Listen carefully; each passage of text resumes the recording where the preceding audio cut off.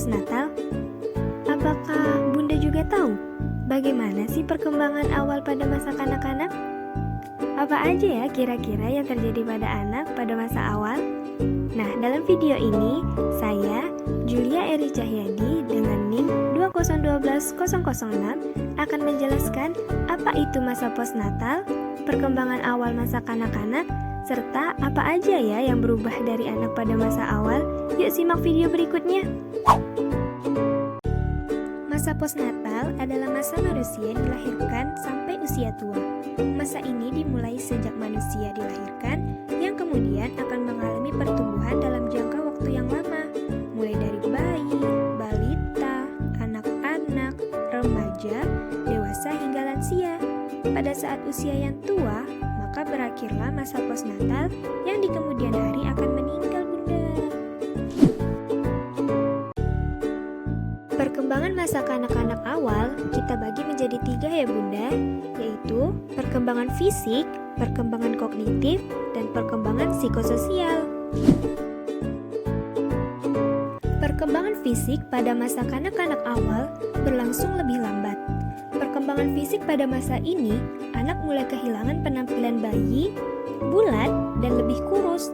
Otot perut anak mulai berkembang, pinggang lebih ramping, dari segi badan, lengan, dan kaki semakin panjang. Intinya, proporsi tubuh mulai stabil menjadi seperti orang dewasa. Selain itu juga terjadi perubahan atau peningkatan pada kemampuan anak pada masa awal ini, yaitu kemampuan untuk berlari, melompat, dan melempar. Perkembangan kognitif pada masa kanak-kanak awal, kemampuan otak anak dalam menerima informasi semakin meningkat. Kognitif diartikan sebagai kecerdasan, berpikir, dan mengamati tingkah laku yang mengakibatkan seseorang memperoleh pengetahuan atau hal yang diperlukan untuk menggunakan pengetahuannya. Menurut teori kognitif Piaget, perkembangan kognitif anak pada masa awal kanak-kanak dinamakan tahap operasional yang berlangsung dari usia 2 hingga 7 tahun. Pada tahap ini, anak-anak mulai mempresentasikan dunia dengan menggunakan kata-kata, bayangan, dan gambar.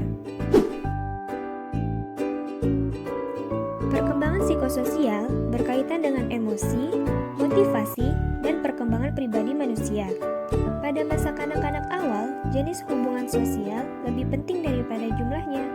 Kalau anak menyenangi hubungan dengan orang lain, meskipun kadang-kadang saja, maka sikap terdapat kontak sosial mendatangkan lebih baik daripada hubungan sosial yang sering.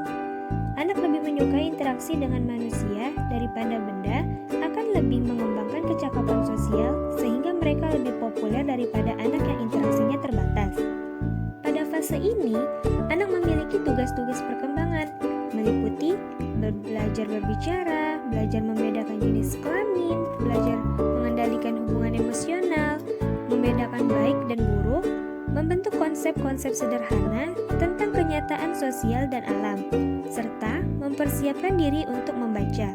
Menurut Erikson, tahap psikososial yang menandai masa awal anak-anak adalah prakarsa atau inisiatif dan rasa bersalah atau guilt. Pada masa ini, anak-anak yakin bahwa mereka adalah diri mereka sendiri, yang selama masa awal anak-anak mereka harus menentukan atau menemukan menjadi apa mereka kelak.